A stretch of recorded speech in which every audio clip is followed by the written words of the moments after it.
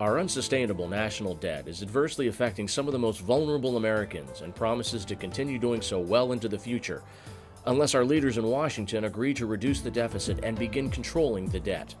Many of the programs that have seen their budgets cut as a result of the sequester, programs such as Head Start, rental assistance, and Meals on Wheels, help low-income Americans.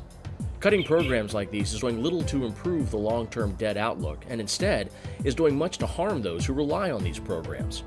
And it could get worse.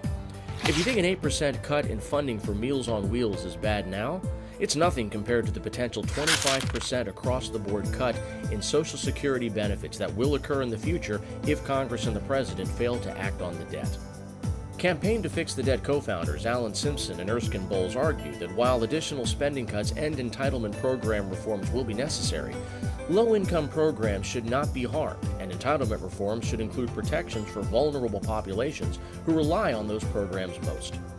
Their recent plan offers a number of sensible policy provisions, including establishing a maximum for out-of-pocket Medicare expenses, eliminating the funding shortfall for Pell Grants, implementing progressive tax reform, and providing a flat dollar bump up to those receiving Social Security benefits for 20 years. We need to ensure that our elected leaders in both parties and on both ends of Pennsylvania Avenue are taking our long-term fiscal imbalance seriously and not simply resting on positive short-term indicators. We need to keep making steady improvements to keep the good news coming and to protect the most vulnerable among us.